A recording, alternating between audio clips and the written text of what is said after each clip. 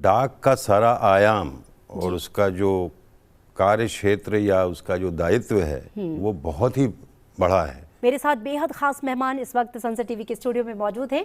आपका परिचय मैं उनसे करवा दूं। विनीत पांडे जी, आप सेक्रेटरी हैं department of post and chairperson postal service board. Sir, बहुत स्वागत है आपका संसद टीवी में। चर्चा की हम शुरुआत करें उससे पहले हम आपको बता देते हैं कि टेलीकॉम मिनिस्टर अश्विनी वैष्णव ने डाकघर विधेयक 2023 को राज्यसभा में पेश करते हुए इस बिल के बारे में क्या कुछ कहा। और आइए अपनी चर्चा की शुरुआत करते हैं। विनीत जी, भारत में डाक और डाक सेवाओं का क्या महत्व है, वो हम डाकिया डाक लाया के गाने के माध्यम से भी, और किस तरीके से वो जन जन तक, गांव तक, सुदूर इलाकों तक, रिमोट एरियाज तक कैसे वो दिलों को छूता है, इसके महत्व को हम समझ सकते हैं। सवाल मेरा पहले यह है कि 1898 के पुराने भारतीय डाकघर अधिनियम को बदलना, उसमें संशोधन करना, नए समय काल और परिस्थितियों के हिसाब से नए बिल को लेकर आना, ये कितना ज़रूरी था और समय की मांग क्या थी? अमृता जी, बहुत बहुत धन्यवाद। और आपके पहले प्रश्न के संदर्भ में अभी हमने माननीय केंद्रीय संचार मंत्री जी को सुना कि विगत 2-3-4 वर्षों में, जिसका कुछ उदाहरण आपने अभी सुना जी। और इस बदलते परिवेश में इस एक्ट का आना, जो हमारा की तरफ जो हमारा प्रयास था, इस विधेयक का पास होना बहुत ही सामयिक है जी। क्योंकि जहाँ तक एक नेटवर्क का प्रश्न है तो विश्व का सबसे बड़ा नेटवर्क, पोस्टल नेटवर्क जो है वो हमारा भारतीय डाक है। बिल्कुल। और जो एक पुराने एक्ट जो गवर्न करता था जिसको, वो एक प्योरली ऑपरेशन बेस्ड था जी। और उसके बाद से जो अब डाकखाने का स्वरूप है और उससे जो अपेक्षाएं हैं पोस्ट ऑफिस नेटवर्क से, वो बढ़ गई हैं। बिल्कुल। तो न सिर्फ मेल, पार्सल और ट्रेडिशनल चीज़ें जो हम करते थे वो, या हम पोस्ट ऑफिस सेविंग्स बैंक की सुविधाएं देते थे, बट एक बहुत बड़े रूप में, जैसे अभी आपने सुना कि एक इंडिया पोस्ट पेमेंट बैंक 2018 में आया, जो बैंकिंग इंडस्ट्री के जो बेस्ट प्रैक्टिसेस हैं प्रोफेशनल बैंकिंग की, उसको भी विभाग में उसका सामंजस्य हो रहा है, जो हमारी traditional post office saving scheme की सुविधाएं थी, नंबर 1। उसके अलावा जैसे पोस्ट ऑफिस, किसी ने सोचा भी नहीं था कि post office can be a front ender to passport, post office passport Seva Kendra के माध्यम से लोगों को दूर दूर तक जाना पड़ता था अपना पासपोर्ट बनवाने के लिए, और अब वो इस सुविधा को हमारे मिनिस्ट्री ऑफ एक्सटर्नल अफेयर्स के सौजन्य से हमने डाकघर में ही उपलब्ध कराने की कोशिश की है और बहुत ही प्रचलित हुई है। अभी आपने आंकड़े बताए कि कितने पासपोर्ट इशू हो चुके हैं। आधार अपडेशन कराना हो या बनवाना हो, इसी प्रकार से कॉमन सर्विस सेंटर्स हैं जो पोस्ट ऑफिस के माध्यम से अब हर प्रकार की सेवाएं, केंद्र सरकार द्वारा जो सेवाएं दी जा रही हैं वो तो है ही है, इवन राज्य सरकार की सेवाओं में भी जो भी उनके स्कीम्स हैं, उसमें डाकघर उत्तरोत्तर एक बहुत ही सक्रिय भूमिका निभा रहा है जी। क्योंकि लास्ट माइल रीच में पोस्ट ऑफिस अपने ट्रेडिशनल जो स्ट्रेंथ रहा है और जो पोस्ट ऑफिस का एक इमोशनल कनेक्ट रहा है, उसको एक डिजिटल जो नेटवर्क, एक जो डिजिटल इंडिया क्रिएट हुआ है, उसके ऊपर उसका कॉम्बिनेशन लेके अब हमारी जिम्मेदारियां बढ़ गई। तो उसके लिए हमें चाहिए था कि कम से कम जो एक्ट हमें गवर्न करता है उसको समुचित और उसको एक सही शेप देने की आवश्यकता थी। ये इसका संदर्भ बिल्कुल नए समय के हिसाब से जी। बिल्कुल। सर, ये जो संशोधन है, कहा जा रहा है ease of living, ease of doing business, सरकार का पूरा फोकस ये है कि जो देश के नागरिक हैं वो जो भी कर रहे हैं, उनकी चाहे दिनचर्या है, चाहे ऑफिस के काम हैं या उनका बिजनेस है या उनके पर्सनल वर्क है, उसमें एक ईज़ आए। वो ईज़ ऑफ डूइंग जो है वो निश्चित रूप से देश की प्रगति में भी बहुत बड़ा सहायक होता है। इस विधेयक को जो कि पास हुआ है बहुमत से, इसको आप इस ईज़ की दिशा में किस तरीके से देखते हैं? देखिए, सबसे पहले तो यह है कि किसी भी चीज़ को सिंपल बनाने के लिए उसको सरल बनाना बहुत ज़रूरी है, जो कि एक आम समझ में आए। उसके अंदर बहुत सारे जटिल जो एक कॉम्प्लिकेटेड तरीका होता है, रूल और प्रावधान और एक्ट वगैरह का नॉर्मल, उससे निकल के now that we are moving towards service delivery in general, तो जहाँ तक जो इंडियन पोस्ट ऑफिस एक्ट अगर आप 1898 देखेंगी तो उसमें 77 धाराएं थी, और अभी जो ये विधेयक पास हुआ है इसमें 16 ही खंड हैं। तो अब आप सोचिए कि कितना सीधा का सीधा एक वो कम हुआ। बिल्कुल। भाषा सरल जी, जो इजी टू अंडरस्टैंड हो, जिसकी में कोई एम्बिग्यूटी नहीं हो, जिसको डिफरेंट तरह से इंटरप्रेट करके, क्योंकि देखिए पोस्ट ऑफिस जो है वो रोज़मर्रा की ज़िंदगी से लगा हुआ है। तो ये इसका एक जो इसका इस पूरे बिल में जो प्रयास है वो इसका जो मेन जो उसका प्लैंक है, जो उसका मेन स्तंभ है, वो ये है कि इसको सिंप्लीफाई करना। ठीक है। और जो पुराने आर्काइक जिसकी जो रिडेंडेंट थे, जिनकी ज़रूरत ही नहीं थी, वो भी हम कैरी करते चले आ रहे थे। फॉर एग्ज़ाम्पल अगर आप पुराने एक्ट को देखेंगे तो जो भी बेसिक सुविधाएं थीं डाक विभाग की, मान लीजिए वो चिट्ठी की है, registered letter, post card, money order, parcel, Indian postal order, इन सुविधाओं से संबंधित जो ऑपरेशनल पार्ट थे कि उसको कैसे डिस्पेंस करना है अक्रॉस द पोस्ट ऑफिस, उन रूल जो बड़े स्ट्रिंजेंट थे उनको भी मेन एक्ट के अंदर लाया गया था, जिसकी आवश्यकता नहीं है क्योंकि इसके बाद अब रूल्स हैं, फिर उसके बाद आपके मैनुअल्स हैं, अब बहुत चीज़ें चेंज हो गई हैं। तो पहला तो ये हुआ। दूसरा, बहुत सी चीज़ें ऐसी थीं जो इन्फ्रक्चुअस थीं, जिसका अब कोई रेलिवेंस नहीं है, उनको हटाना ज़रूरी था।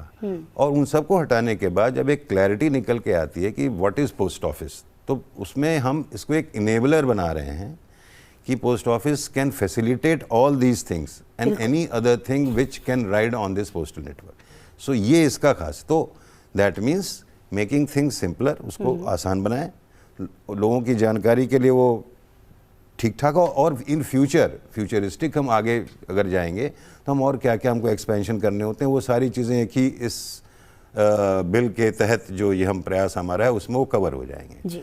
तो उसमें एम्बिग्यूटी ख़त्म होगी, कन्फ्यूजन ख़त्म होगा, वही अब ये प्रयास रहा है। बिल्कुल सर, अगर मैं आपसे ये पूछूं, हमारे दर्शक अगर ये समझना चाहें, क्योंकि वो बिल 125 साल पुराना बिल निश्चित रूप से आज की परिस्थितियों में कहीं फिट नहीं बैठता था, और ये समय की मांग थी कि एक नया बिल आए, नया विधेयक आए, और ऐसा हुआ। इस नए विधेयक में अगर मैं 5 ऐसे इंपॉर्टेंट क्लॉज आपसे जानना चाहूँ जो बहुत ही महत्वपूर्ण है, हमारे दर्शकों के लिए जानना ज़रूरी है, जो चेंजेस हुए हैं। यस, सबसे पहले तो ये है कि ये फ्यूचरिस्टिक है, भविष्य की तरफ देखता है। ठीक है। और उसके लिए आप उस ओरिएंटेशन की तरफ जाने के लिए, से फॉर एग्जांपल मैं आपको एक उदाहरण देता हूँ, जैसे पिन कोड से आप वाकिफ़ होंगी, जब आप चिट्ठी लिखती हैं तो उसमें आप पिन कोड लिखती हैं, पोस्ट कोड भी कहते हैं उसको। अब जैसे जैसे विकास हो रहा है, शहरीकरण हो रहा है, डिमार्केशंस क्लियर हो रहे हैं, इन सारी चीज़ों को भी एक रीएड्रेस करने की ज़रूरत है जी, ताकि सही ठिकाने पे, सही पते पे चिट्ठियाँ पहुँचें। बिल्कुल। आबादी बढ़ी है, तो इन सब चीज़ों को देखते हुए क्या एक्ट आपको उस तरह का प्रोविज़न देता है, तो एक इसकी एक यूनिक चीज़ हो गई।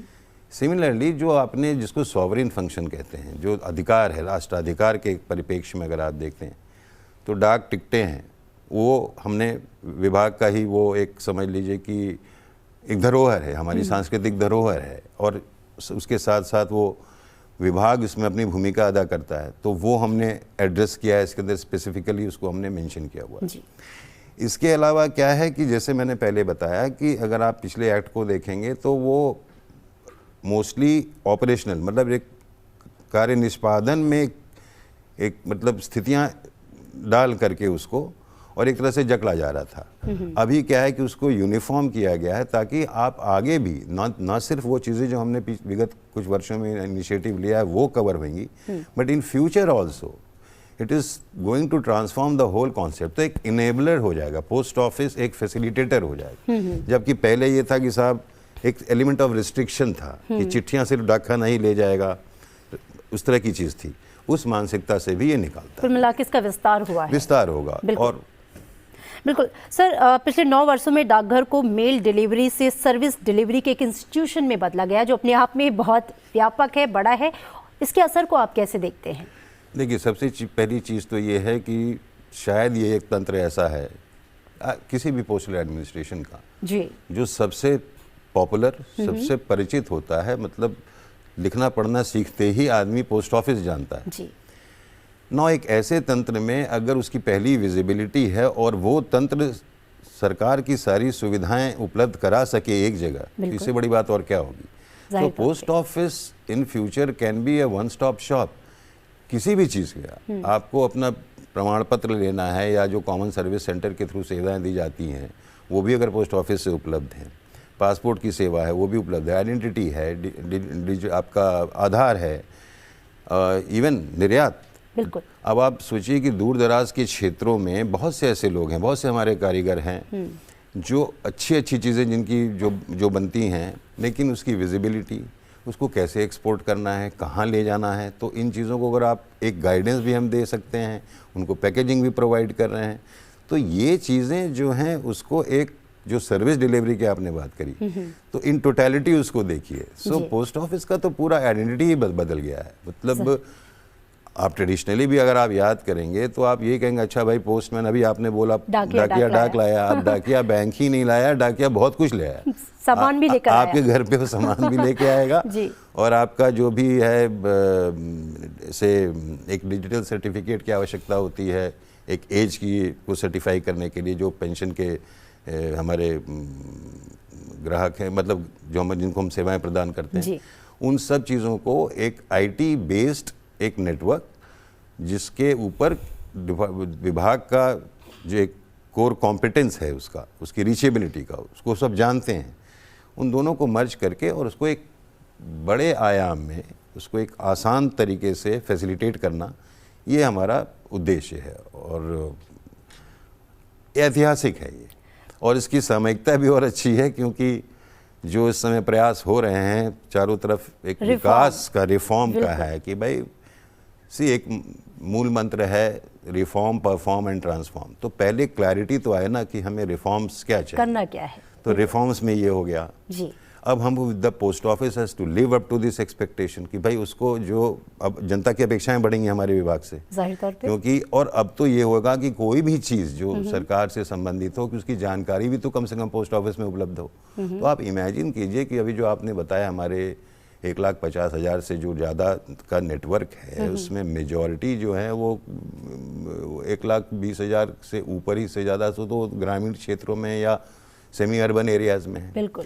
तो वहाँ तक एक कॉन्सेप्ट ऑफ फाइनेंशियल लिटरेसी पहुँचाना, तो डाकघर जो है उन जो दूर दराज के क्षेत्र हैं उसमें एक ऑफिस नहीं है, वो एक कम्युनिटी सेंटर है, इट्स अ हैपनिंग सेंटर, जहाँ जिनको डाकखाने में काम ना भी हो वो भी आके हालचाल पूछ के कुछ जानकारी प्राप्त कर सकते हैं। जैसे अभी हमने बहुत ही रिसेंटली से डाक चौपाल एक कॉन्सेप्ट शुरू किया है, तो हमारी जो वहाँ पे महिलाओं का उसमें भागीदारी काफ़ी है। तो जैसे ऑन द स्पॉट हम उनका जो भी आधार बनाते हैं या उनको सेविंग्स बैंक के बारे में बताते हैं या पेमेंट बैंक के खातों के बारे में बताते हैं। अभी आपने बताया कि महिलाओं के खाते जो हैं, जो हमारे अभी 2018 में जो हमें पेमेंट्स बैंक मिला, उसमें 40% से ज़्यादा महिलाओं के खाते हैं जो कि उनके घर द्वार पे खुले।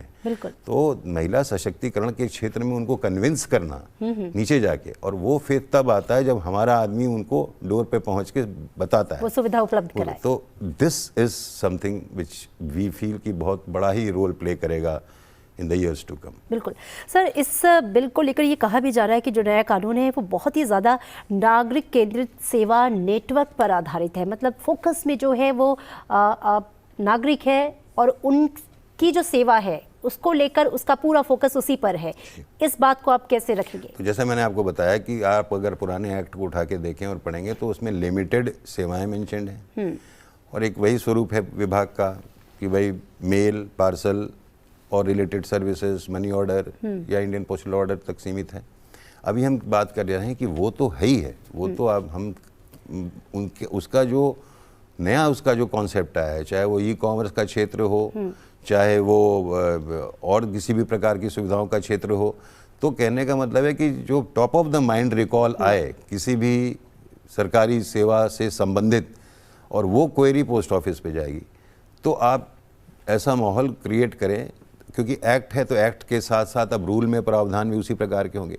तो कई तरह की जो नई सेवाएं हमने अभी दे रखी हैं या हम आगे की भविष्य में लाने वाले होंगे जी, उनको इनेबल करने के लिए एक्ट में उनका प्रावधान करना और उसको सिंप्लीफाई करना बहुत ही ज़रूरी था जी। और इस दिशा में ये अभूतपूर्व कदम है और इसको तो पहले हो जाना चाहिए था, लेकिन ठीक है अब देर आए दुरुस्त आए। हाँ, लेकिन और ये बहुत बड़ा एक इसमें एक ट्रांसफॉर्मेशन और इस तरह से भी आएगी कि एक्ट के बाद रूल्स में चेंजेस आएंगे, फिर ऑपरेटिव जो हमारे गाइड्स होते हैं जिसके तहत जिसको पढ़ के सीख करके लोग पोस्ट ऑफिस में अपना जो भी उनको काम करना होता है जिस सेक्शन में काम करते हैं, इसको अगर आप क्लब कीजिए जो हमारी जो एक कर्मयोगी मिशन है ट्रेनिंग का, तो एक मास स्केल पे सिंप्लीफाइड चीज़ों को, चाहे वो ग्रामीण डाक सेवक हो, चाहे मेरा पोस्टमैन हो, चाहे मेरे पोस्ट मास्टर हों, whatever किसी भी लेवल पे आप देखेंगे तो उन सब का को एक साथ एक इन्वॉल्व करके एक रिफॉर्मिस्ट, एक forward looking, ready to serve, ready to be with the people, ऐसा एक जज्बा अगर जागेगा तो ये अपने आप ट्रिकल डाउन करेगा इसके एक्ट बनने के साथ साथ। जी बिल्कुल, इसीलिए इसे मानव केंद्रित किया भी जा रहा है। एक और प्रोविजन है सर कि डाक अधिकारियों को राष्ट्र की सुरक्षा को देखते हुए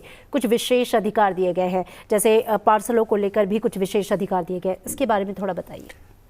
किसी भी देश में अगर आप देखेंगे तो सबसे पहले नेशनल सिक्योरिटीज ऑफ सबसे इम्पोर्टेंट है। दूसरा हमारे फ्रेंडली रिलेशंस हैं डिफरेंट कंट्रीज़ के साथ, तो उस तरह के प्रावधान रखने ज़रूरी हैं क्योंकि भाई ट्रांसमिशन सिस्टम है और बहुत बड़ा सिस्टम है और इसमें हर प्रकार की चीज़ें आदान प्रदान होती हैं, तो एक एलिमेंट ऑफ सिक्योरिटी सुरक्षा के लिए वो आवश्यक है। This is point number 1। Second ये है कि हर चीज़ को वहाँ पे क्लासिफाई करने के बजाय, देखिए वायलेशन किसी भी चीज़ का हो सकता है, कॉन्ट्राबैंड है, कुछ ऐसी जो है चीज़ें जो प्रोहिबिटेड हैं ट्रांसमिशन में वो जा रही हैं। इवन वाइल्ड लाइफ एक्ट का वायलेशन हो सकता है, कुछ चीज़ें जिनको आप खरीद फरोख्त या उनको ट्रांसमिट नहीं कर सकते, तो जो भी रेलिवेंट प्रावधान हैं उन चीज़ों के लिए उससे वो गवर्न होंगे। तो ये तो प्रावधान जो है हर पोस्टल एडमिनिस्ट्रेशन पर अब रखेगा ही रखेगा, क्योंकि जैसा मैंने बताया कि इतना अभिन्न अंग है, ये जुड़ा हुआ है आपके देश के कोने कोने से ले करके, आपके बॉर्डर एरियाज से ले करके, आपके तटीय क्षेत्रों से ले करके, आपके जो भीली एरियाज़ हैं, इन सारे एरियाज़ में जुड़ा हुआ है, चारों तरफ बिखरा हुआ है ये नेटवर्क पोस्ट ऑफिस का। तो उस नेटवर्क में से का कोई दुरुपयोग ना करे, इसके लिए तो प्रावधान रखने पड़ेंगे और वही प्रावधान वो रखे गए हैं। तो और दूसरा क्या है कि इन सारी चीज़ों का, इन सारे ऑपरेशंस का जो उसका रूल मेकिंग प्रोविज़न दिया है या रेगुलेशंस का दिया, वो डायरेक्टर जनरल पोस्ट को दिया गया है। एंड उसके बाद जैसे भी जो उसमें प्रावधान और भी दिए गए हैं वो पार्लियामेंट के समक्ष प्रस्तुत कर दिए जाएंगे। सो